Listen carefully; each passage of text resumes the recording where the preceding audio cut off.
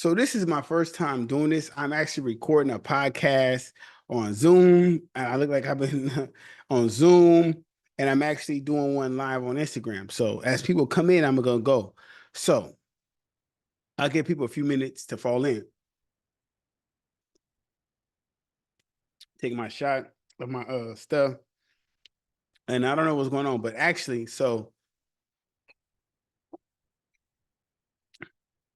as I record my podcast here, I have an Instagram live going. So what I'm going to talk about today, what I'm talking about today on my podcast. Oh, that's too low. Hold on. Gotta get this right. Today, what I'm going to talk about is my first time in prison in 2007. So you guys on Instagram know I'm recording a live podcast on Zoom. You guys will be a part of it. You can see it. You can hear me talk about it. You can see the finished product. So what I'm talking about is my first time in prison in 2007. Now, I'm not like most guys. I started going to prison very early. It was kind of midlife. I wasn't that old. I wasn't that young. But a lot of people want to talk about prison. They don't tell you the real. Like, so my first time in prison, if I'm going to be honest with you guys, was like the scariest time. Just the first time, not the actual time. Is the first moment I walked into R&R. And it's nothing I seen. It was nothing like that. It was the weirdest thing, right? So when I got to prison, so when you go, okay, so I'm gonna show you the process of how you get to prison from the county jail. I'm gonna show you what really bothered me that had me like kind of low key scared, right? So bam, when they call you from the mods, you go to the mods. They say you're gonna catch the chain. The chain is basically the bus, the Gray Goose bus to prison.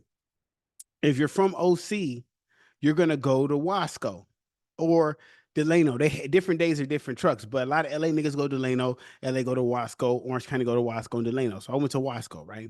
So now you're chained up like this.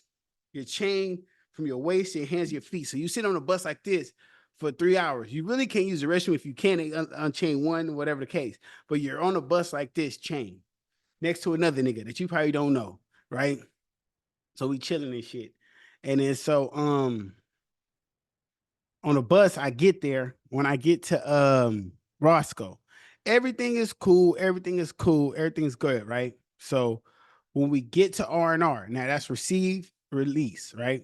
So reception and release, right? I'm listening to what they saying, bam, bam, bam. They ask you where you from, this and that. That's cool, no problem. This is when I was like, hold up, I gotta go hard in here. This is real. Cause fear is just another way of fear, and being scared is just a defense mechanism, right? We all know that in psychology, right? So it's utilized. Hold on. Green drink. So it's a question they're gonna ask you. Now, I don't care. I'm not some super tough dude, or I'm not all that. When they said this, it I had to sit back and be like, okay, it's real. So I'm sitting in the tank. They call one dude up, right? And they like, hey, what's the address you want your body to be sent to? I'm like, my body to be sent to? What the fuck? What do you mean my body sent to? They're like, I'm hearing him talk to you because he's like asking these nervous questions you can hear in his voice. He's like, well, what do you mean? They're like, well, if you die in here, there's a chance of you dying in here. Where do you want your body sent? So now I'm just like, whoa, my body?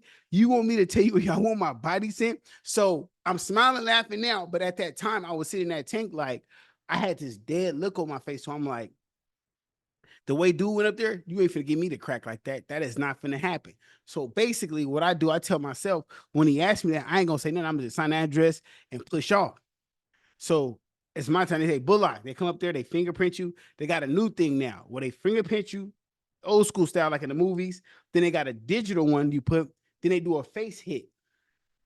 This to the federal database. This is all due to 9/11, right? So bam, they hit me with everything. Bam. They're like, Bullock, address you want your body sent to. I just give him a blank stare and I sign it and spin off. That was kind of awkward to people, but I was terrified. Like, bro, I'm terrified because I'm like, I'm gonna die in here. You want to send my body back to my mom in a fucking wood box? I didn't understand that what that meant, right? So as we are getting, and now when they get you, they take you to yards, right? So now I'm seeing dudes, I'm seeing the fear in dudes' eyes. I'm seeing how they walk. I'm back up, straight up. I'm not acting hard. I'm just not going out that way. But in my heart, I'm like, man, I don't know what's gonna happen. I don't know what's gonna happen, but I'm ready for whatever, right? So, when I get to Wasco, they take me to DR. Now, DR is slammed, 24-hour lockdown. You just in the cell. Now, mind you, when I get in the cell, I had this thing I do, right? And it's always been since I was a kid is any room I'm in, I just look at everything. I try to see everything in this room and I try to understand. So the first thing that I lock on is the sign that says warning shots, no warning shots. No, it says warning, no warning shots. So I'm like, I asked the nigga myself, hey, what that mean? He said, I don't know, because he was new. It was my nigga Andre Fountain from PJ Watts from Imperial Courts, money bags, right? I'm like, he's like, I don't know. I'm like, okay.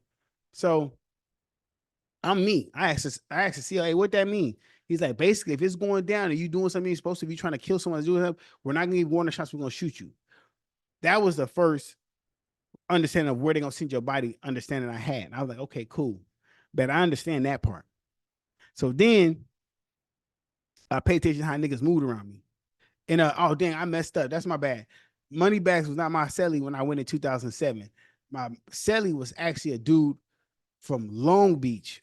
He had a Fed case. He's waiting for the feds to pick him up, right? And I got the story mixed up. And I did the same thing. I asked about that, about the sign. But that night when we go in the cell, because you go in the cell, you spend, I don't care what no one say, bro, you're gonna spend a good amount of time talking to your celly, trying to find out who your celly is, right? So the nigga from Long Beach, he's sitting there, little stocky buff nigga. It's kind of hot. Wasco's hot, and I went in the summertime. It's hot. So we chilling, chopping it up. He said, hey, I made some pruno. You want some? No, I'm cool. I don't drink. Now, the reason why I don't drink and the reason why you don't take pruno from no nigga in the cell, bro, no nigga, they be putting Seroquel in that shit, make a nigga pass out, you blacked out for the rest of the night. I don't drink, bro. So now I'm like, I'm already on the fence, like, cuz if we got a squabble here where it's gonna go down, I'm choke cuz out, cuz gonna die. Cuz end up being a real cool person, right? But I don't know, cuz was cool, but he ended up leaving the next day. So bam, I don't even get a celly. They end up sending me to A yard. So when I get to A yard, right? That's when I start seeing things a little different. So I'm seeing the yard. We actually own yard. I'm seeing the gun towers with the Mini 14. You in the building. You see them when you come and go to chow, because on DR, you don't go to chow. They bring it to you, so you don't see them on the sides without your door. I'm seeing the gun towers, right? And so after that, now it's regular. Like, I really wasn't that scared no more. I was just like, okay, bet. But a lot of niggas are lying. I was never scared, bro. When you can't control the environment around you, and this nigga can just walk up and stab you, this nigga could do this, you gotta participate. Ain't no not participating. Oh yeah, you gonna participate. All that, I'm not gonna get in no trouble. You gonna listen. And I'm not gonna go on a long one here for this episode.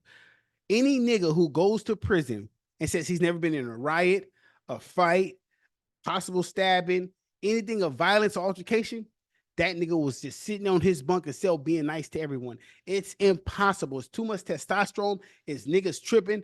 Basketball. Niggas stay off the basketball court because that's where basketball problems happen. It's a fight, bro. I'm telling you, I've been in so many. That's why I'm able to give you guys these prison stories, because I actually was in prison being active. Not because I was trying to be hard. It's because I had a goal. I'm making sure I'm coming home to my family. My mama, my kids, I'm coming home, bro. You're not finna play with me, right? And that's not me being tough.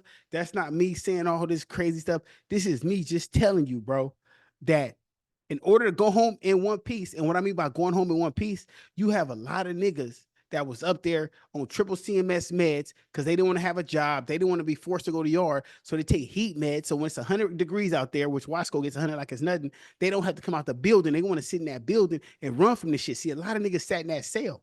Yeah, a lot of niggas sat in that cell. They didn't go to yard, bro. And you have to go in the yard, bro. Every day is the possibility something could happen. A race ride could crack off. You could get fight. And a lot of niggas just want to fight in a race ride when niggas got big ass knives trying to kill you. So I knew, like, bro, I got to be on point. I got to work out. I got to be mental. I got to understand my way of thinking. I got to watch how I talk to people, because you don't know who's a fucking psych patient or a nigga been down 25 life. He don't care. Drink break. So I say that to say this, that niggas will tell you, bro, every day you wake up on go. So when bro, listen, every day I woke up on go, because I had to understand it's either them or me.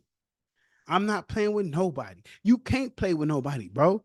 You really can't play with nobody when you in this shit for real. That's why when I see hair niggas say they've been in prison and they can't even tell you one prison story of a fade, or they can't tell you when they was in a politics situation where they was a rep, they wasn't, they had to do them when they transferred here. Niggas was just in prison either being drug addicts or weirdos, bro. And I'm not saying I'm the hardest nigga out there. Please believe me. But I was very well kept and respectful with myself. Meaning I'm gonna treat you with respect. I'm treating everybody with respect, and I'm respecting myself of all things, right? Now, with that being said, I'm not gonna make this a long one. I'm doing dual recording. I've never done the live Instagram with the Zoom recording, but I thought I'd do it because I see someone else doing it. I'm not gonna cap. But I just want to say none of my videos promote prison. It's more so telling you don't go because it's bullshit. I wasted a lot of time. And I'm explaining to this. My son watches these and he knows the truth. My daughter knows. When I went to prison, my son he was finna turn 5. No, he was 5, finna turn 6. He was 5 years old when I went to prison. My son was 5 years old when I went to prison. I came home, he was 13 years old. When I came home, he was 13 years old. I missed the most important years of his life for something that really wasn't worth it at all. Like when you really break this shit down, bro, and you see how shit is now, 50 yards and these weirdos nigga on the Instagram playing, it wasn't worth it. What I thought was being real, kept it real, they don't even go by that code no more, bro. Niggas ain't loyal like they was. None of this shit is the same, bro. This Instagram, this social media shit got niggas fucked off. Niggas care about more who follows them and who they follow and the likes and they views and being cool with this and this shit, to where, bro, I sit back and be like, what the fuck was all this shit for? Why did I do all this shit? Because back when I was coming up, bro, there was no social media. So if niggas knew you, it's because you did in the streets. Now, I'm not glorifying that shit. All I'm saying is, all you niggas, young niggas, you trying to do this street shit, leave that shit alone, man. Be rappers, be fucking content creators. Go to school, get a job. I don't know. Just do something other than this shit. But what I will say, um, segue in from my prison story of the first time I was scared, which was R&R. Um, a lot of niggas go to prison, they scared. They won't tell you, they'll cap, because the environment is a violent environment. You don't know what could happen. No, I didn't.